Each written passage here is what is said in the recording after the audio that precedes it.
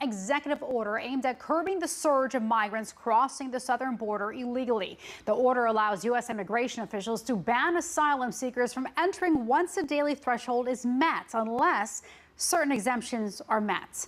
The partial ban on asylum claims will take effect just after midnight. Migrants will be restricted from receiving asylum at our southern border unless they seek it after entering through an established lawful process.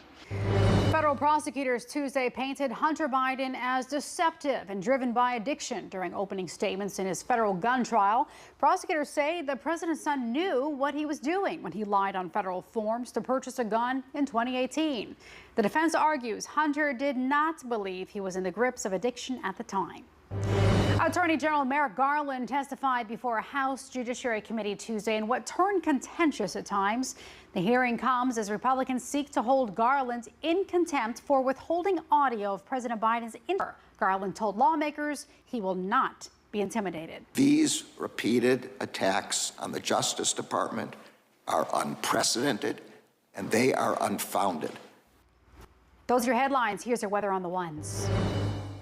Hi there, I'm meteorologist Robert Satos. We're going to start to see those storms that have been mainly around the midsection of the country start to move to the east slowly here. So Wednesday morning, you can see where the storms are from the south up into the Great Lakes. And then as we go into Wednesday, during the day into the evening hours, those storms will start to move into the northeast. Now, temperatures start off like this for our Wednesday. 60s up in the northeast, 80s in the southwest, 70s down south. Now, watch the hot temperatures. They're in the southwest, they're down south, and even warm up in the northeast.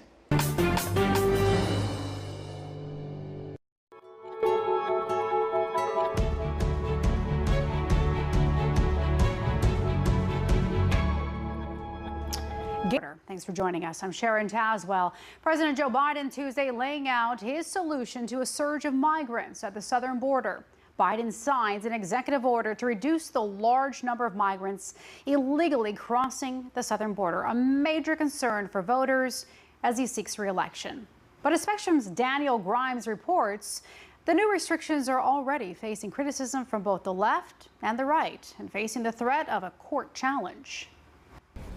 The U.S. southern border with Mexico is shut down after President Joe Biden announced new executive action on Tuesday. It bars migrants who cross the southern border illegally from seeking asylum when crossings exceed 2,500 or more encounters. I'm moving past Republican obstruction and using the executive authorities available to me as president to do what I can on my own. The order went into effect immediately as the number is now being exceeded and continues until the number of illegal crossings declines. It includes exceptions for unaccompanied trafficking and will still allow legal immigration at ports of entry. This is the most restrictive border policy by any Democratic president in recent time and mirrors restrictions Donald Trump implemented as president, which Biden criticized at the time. Trump calls it political theater. Biden is pretending to finally do something about the border. But in fact, it's all about show because he knows we have a debate coming up. The ACLU says it will challenge the order in court. Trump faced similar challenges when he tried to implement an asylum ban. Now, federal courts ruled against him, saying the measures violated immigration law. Twice this year, Republicans rejected a bipartisan immigration bill that would have implemented many of the measures in this executive order, saying Biden should take executive action. Now they are dismissing this executive order, saying too little, too late. It's window dressing. Everybody knows it. If he was concerned about the border, he would have done this a long time ago. The president's own party is split, with moderates like Representative Tom Suozzi of New York saying congressional. Meanwhile, Representative Pramila Jayapal, chair of the Congressional Progressive Caucus, called it, quote, very, very disappointing. Biden tried to appease his critics by distancing himself from his political rival. I will never demonize immigrants. I'll never refer to immigrants as poisoning the blood of a country. Over the past 3 years, southern border crossings have surged to record levels, but in recent months, illegal border crossings have plunged, according to Border Patrol. Now, the Biden administration points to actions taken by Mexico that have curbed the flow of illegal migration. In Washington, Daniel Grimes, Spectrum News. Day 2 of Hunter Biden's federal gun trial wraps up after prosecutors called their first witness to the stand. Earlier in the day, federal prosecutors and the defense delivered opening statements to a jury who will decide the fate of the president's son. Hunter has pleaded not guilty to charges stemming from accusations that he lied on a form while purchasing a gun. The charge carries a maximum sentence. That's unlikely for Hunter Biden, who is a first-time offender. Spectrum's Taylor Populares joins us from outside the courthouse in Wilmington, Delaware. Taylor, break down the key highlights from opening statements on both sides of the aisle. So, Sharon, it was interesting. The prosecution's opening statement was pretty brief. It was about 20 minutes long. They explained kind of the case they were going to present. In their thinking, they have evidence to show that Hunter Biden knowingly lied on paperwork as he purchased a gun about his drug addiction. And they're going to map that out in evidence, but also witness testimony. They said they'll be ticking through 10 different witnesses. For the defense side, they spoke a bit longer, for about 50 minutes. And Hunter Biden's lawyer argued that his client has, of course, struggled with addiction very publicly, but at the time that this gun was purchased, he was addicted to alcohol, but not necessarily because he was coaxed by a sale, and that this wasn't necessarily some long thought-out mission. So that it was interesting to compare their opening statements, the first impression they were making to this jury. Taylor, prosecutors called their first witness today, FBI Special Agent Erica Jensen. What did we hear today, and who else can we expect to take the stand? So FBI, the Agent Jensen was a very technical witness. She has been part of one of the leaders of this investigation, and she was brought forward to basically explain the evidence that the FBI had gathered and the government's case. Our producer, Ashley Gallagher, who was in the courtroom, said a ton of evidence was shown, ranging from photos of drugs that Hunter Biden had allegedly purchased and exchanged with drug dealers. There were WhatsApp and text messages that were shown and put up on screen that were obtained from his iCloud account and from his laptop that's been deeply reported about, basically trying to prove that he was actively using drugs and was purchased. When his lawyer had a chance to cross-examine, they were trying to again emphasize that he was struggling with alcoholism at that time, and some of the expenses and documents and bank statements they were showing might have been linked to that as opposed to the cocaine addiction. But this witness will be brought back on Wednesday to continue going through the evidence and to continue being cross-examined, and then we expect to hear from close to a dozen people moving forward from both sides. Sharon? Okay. Taylor Populares in Wilmington, Delaware. Thanks. Some tense moments on Capitol Hill Tuesday as House Republicans accuse Attorney General Merrick Garland of weaponizing the justice system against former President Donald Trump to help President Biden. Spectrum's Evan Kozlov has a look at how Garland responded to the accusations. Justice is no longer blind in America. House Republicans accusing Attorney General Merrick Garland of using the justice system to go after President Joe Biden's chief political rival, former President Donald Trump. Will not be intimidated. The hearing was held just 5 days after a Manhattan jury convicted Trump of 34 felonies stemming from hush money payments to an adult film star. Many Americans believe there's now a double standard in our justice system. They believe that because there is. Garland, dismissed as a conspiracy theory, claims that his department was behind the prosecution, noting that the case was brought by the local district attorney. Democrats echoing Garland's defense, pointing out that the Justice Department currently is prosecuting Biden's son, Hunter, on gun charges and 2 congressional Democrats on corruption charges. This committee, once an agent of momentum to move our country forward, has become little more than a field office for the Trump campaign. Republicans also criticized 2 federal indictments brought against Trump by special counsel Jack Smith for Trump's withholding of classified documents and for his alleged role in trying to overthrow the 2020 election. Garland saying that these indictments were brought by an independent prosecutor and were not political. The Justice Department are unprecedented and they are unfounded. Garland was also grilled over the DOJ's decision to prevent the release of audio recordings of special counsel Robert Hur questioning President Biden about his handling of classified documents. Republicans say that this is to shield Biden from embarrassment about his memory. The Attorney General also issued a warning about the risk of terrorism, saying that the threat has been high since the October 7th attack in Israel by Hamas. Reporting on Capitol Hill, Evan Kozlov, Spectrum News. Former President Donald Trump asking supporters to participate in mail-in ballots. Why he's calling to swamp the vote as we break down all the political buzz.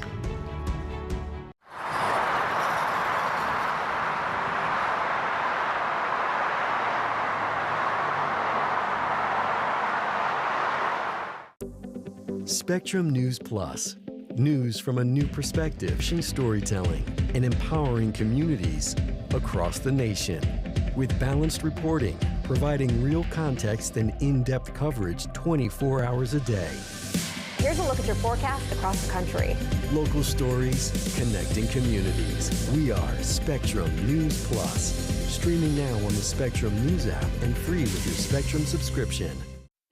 At Spectrum, we know how much you depend on the reliability of our products and services. Now, we've taken a new step forward in reliability by identifying potential service issues before they become a problem. If you're affected, we'll contact you and help schedule a free service appointment with one of our expert technicians. The proactive maintenance of our network is one of the many reasons Spectrum delivers the most reliable internet speeds in the nation. Spectrum, keeping you connected. When I never graduated from high school, I realized I wanted my life. With the help of my father and having my son, that was all the motivation that I needed to come back to school. I felt accomplished, made me feel that I could take on whatever challenges life throws at you. Find free adult education classes near you at finishyourdiploma.org. When I was in foster care, I never knew when I would have to move, so I always had my suitcase ready to go.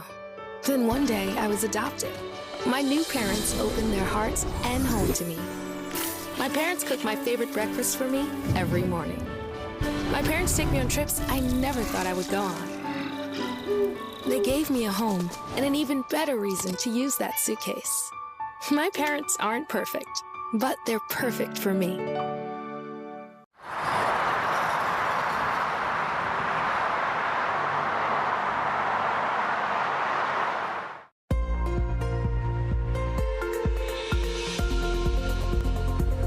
The severe weather threat across the country will begin to decrease over the next several days. Hi there, I'm meteorologist Robert Santos. You can see where the severe weather threat was for Tuesday. Slight to moderate right there. I'd say slight to enhanced all across the Central Plains. Now, come Wednesday, this is where we see a marginal risk for severe weather, basically up parts of the Midwest, but also right across the South. Now, here's why. You can see here the Futurecast showing some of those storms that will be moving across the Great Lakes and the Midwest here. It's all because of an area of low pressure up in Canada that will be spinning, and that's going to really change the pattern here and bring the storms for the second half of the week across the eastern half of the U.S. and taking it out of the midsection of the U.S., which has really been getting slammed hard over the last several days here. Once we get into, let's say, Thursday, right around noon, east will get the rain, but look, a big section of the country now drying out, especially the western half, which really hasn't had much storms except for, we're talking about the Pacific Northwest that earlier in the week, over the weekend, had that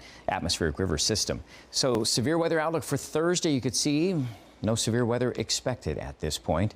So St. Louis, Missouri, rain coming Wednesday, then drier after that. Kind of a similar pattern here for you in Columbus, Ohio, with a cool down coming and drier weather as we get into Friday. Syracuse, New York, the rain starts to come your way Thursday and Friday, and that's going to help really cause those temperatures to drop there. So some of you might be looking forward to that. Bangor, Maine, also a similar pattern here. I've got thunderstorms in the forecast for Wednesday with 80s, 70s on Thursday, and then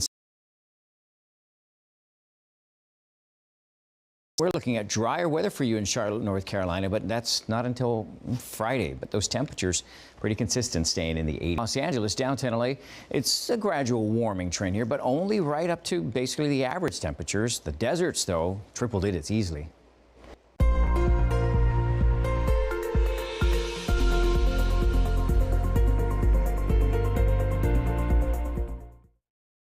The U.S. House of Representatives has passed legislation seeking sanctions against the International Criminal Court. This after seeking an arrest warrant for Israeli Prime Minister Benjamin Netanyahu on war crimes. It comes as the U.S. is pushing Hamas to accept the latest ceasefire proposal.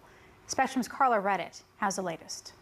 As displaced Palestinians returned to their homes Tuesday in Khan Yunis, finding many of them destroyed, the Israeli military continued to conduct targeted operations in nearby Rafah, shown in this video released by the IDF. Soldiers seen patrolling the territory as Israeli Prime Minister Benjamin Netanyahu convened his rowing on him to accept a ceasefire proposal. The proposal on the table is nearly identical to what Hamas said it would accept just a few weeks ago. Israel has said it is ready to implement it. It is time to finalize this agreement, put an end to the violence, and to build a better future for both Palestinians and Israelis alike. Meanwhile, House Republicans Tuesday voted to pass legislation that would sanction the International Criminal Court for seeking the arrest of Netanyahu. At every opportunity, Joe Biden has turned his back on Israel, most recently refusing to sanction the International Criminal Court following their politically motivated targeting of Israeli Prime Minister Bibi Netanyahu. The ICC must be immediately sanctioned. Their demands come as the deaths of 4 more Israeli hostages were confirmed Monday. Around 80 hostages captured on October 7th are believed to still be alive in Gaza, alongside the remains of 43 others.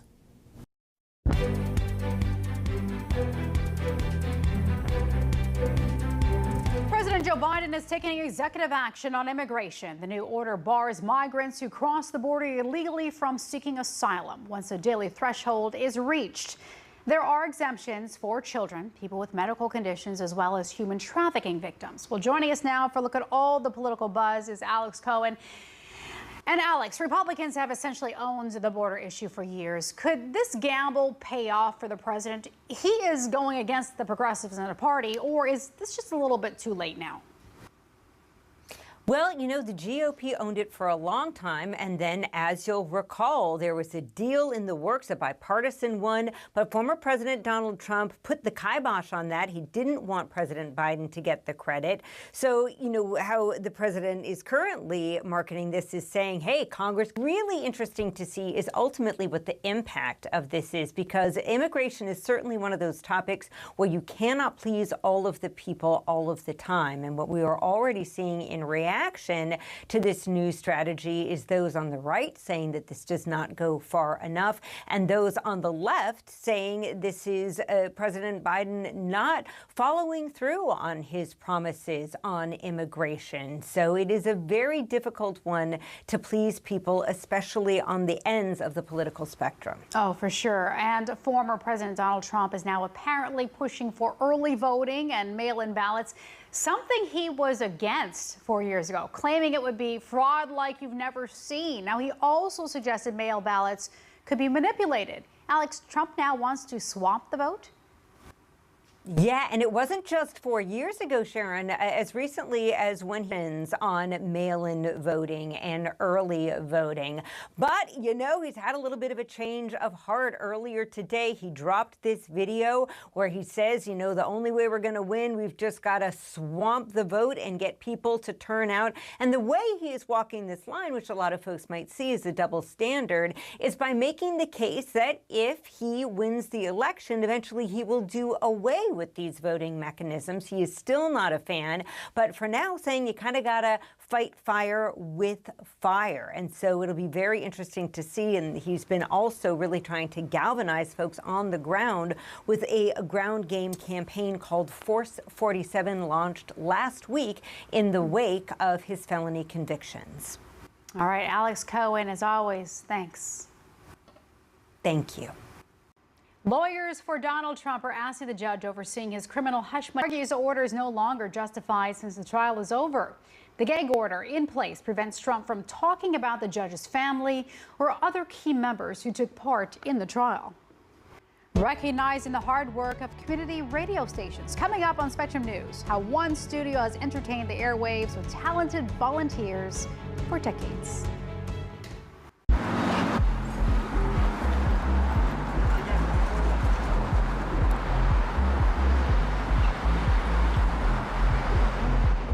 Here's the deal. In this election year, people need a place to explore national issues that have an impact on their community. To understand those issues better, we're bringing together our team of local political journalists from across the country to break down what's happening. So join us every week to catch up on the key stories making a big difference across the nation and in your local community. Watch The Big Deal with Errol Lewis Friday Night News Plus, available on all of your favorite devices exclusively on Spectrum.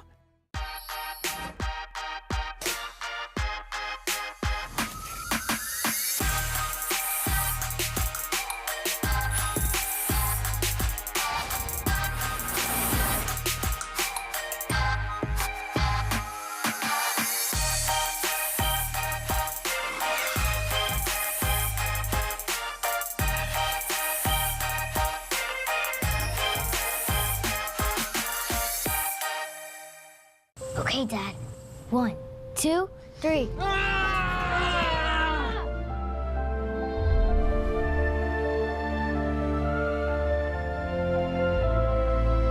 You saved me.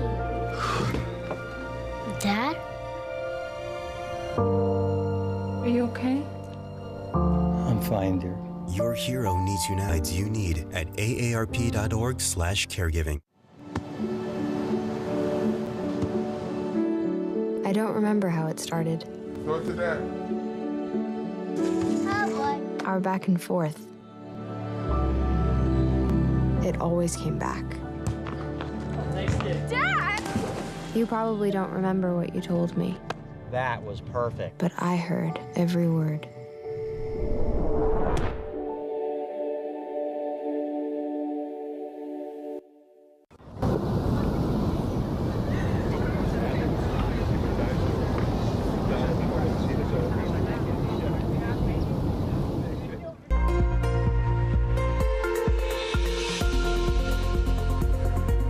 Well, some areas of the lower 48 are really experiencing some warm to hot temperatures. Hi there, meteorologist Robert Santos.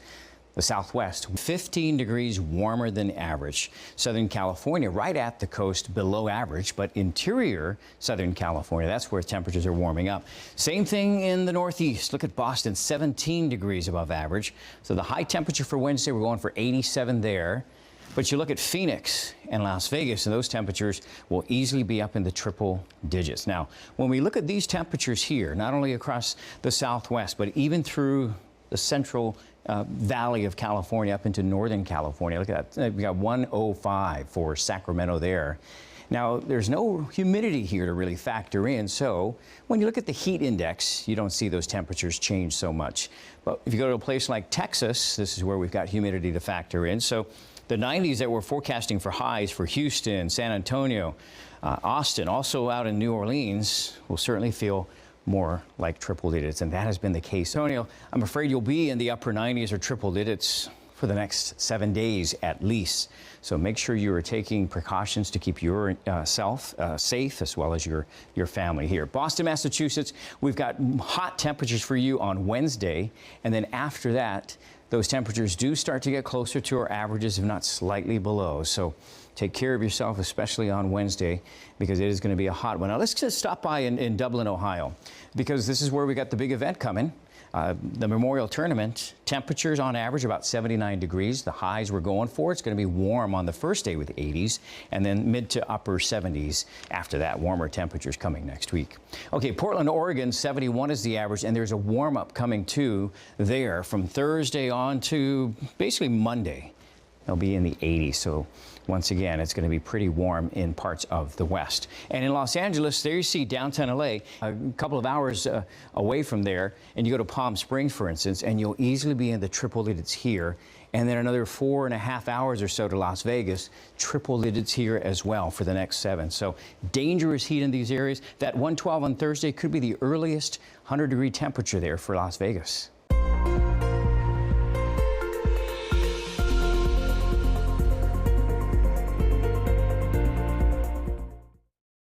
Tennis superstar Novak Djokovic has withdrawn from the French Open due to a knee injury.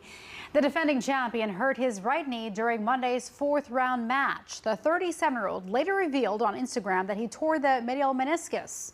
The injury ends his bid for a 4th French Open title and record 25th singles Grand Slam overall. Independence community rating going strong for more than 50 years. Spectrum's Devin Bates stopped by the station to learn how the dozens of volunteers work together. Depending on when you tune in, WCUW 91.3 could be playing polka, soul, African melodies, or ska. Executive Director Troy Tyree first volunteered here in 1984 and says part of the station's charm is its unpredictability. Our shifts change about every 2 to 3 hours. It's a classic, you tune in. If you don't like what you're watching on TV, you just turn it off or turn somewhere else. Same thing with us. If you don't like it, just tune away for a few minutes or a couple hours and come back. WCUW used to be located on the Clark University campus, but settled into its current location on Main Street in 1980. It's a building overflowing with history, shelves upon shelves of vinyl records, old posters of artists, and dusty boxes filled with decades-old newsletter. A dedicated team of volunteers have ensured there's still a place in the modern world for all of it. We have around 70 different volunteers who make this all happen. Each one of them has their own passion, and we're actually here to serve the community at large. And anybody that walks through the door that's wanting to get on the air, we're going to make every effort to see that that happens. We have programmers that have been here for 35 plus years. We have actually one programmer who was part of the Clark University. He started there in 1967, and he still has a radio show. Tyree says WCUW offers anywhere from 2,000 to 2,200 songs per week from wildly varying genres and cultures. In a world of algorithms, streaming, and ease of access, there's still a market for something a bit more homespun. The volunteer is your neighbor. Very well could be the person living next door to music, be it folk music, rock music, or blues, or whatever it is. In Worcester, Devin Bates, Spectrum News. I'm Sharon Tazwell. Thanks for watching. Your Spectrum News in 90 is coming up right after this short break. Stay with us.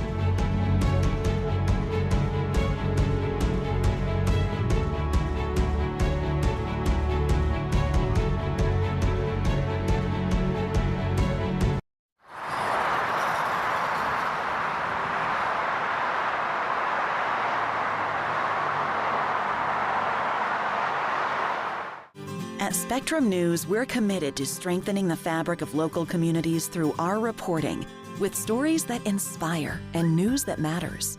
Streaming live on your smart TV and connected devices, plus on-demand weather forecasts. It's all there as you step outside with the Spectrum News mobile app, keeping you informed and in the know. Local stories, connecting communities. Exclusively for Spectrum customers. Now available on your favorite devices. At Spectrum, our workforce of over 100,000 employees are all located right here in the U.S. You can find them in our stores, in the field, and in our call centers with 100% U.S.-based customer service. Our team works hard to provide the towns, cities, and neighborhoods they live in with the reliable services that everyone counts on, making us one of America's most trusted companies. We're Spectrum, creating jobs and opportunities across the country, and proud to be 100% U.S.-based. Today I'm going to talk to you about physics. Come on in, girls. Let's go. This is the first rocket to get humans to Mars. Really tall. I'm a rocket structural engineer, designing and building parts of the astronauts on my hands. Yes. You can become a rocket scientist or whatever else you want to be.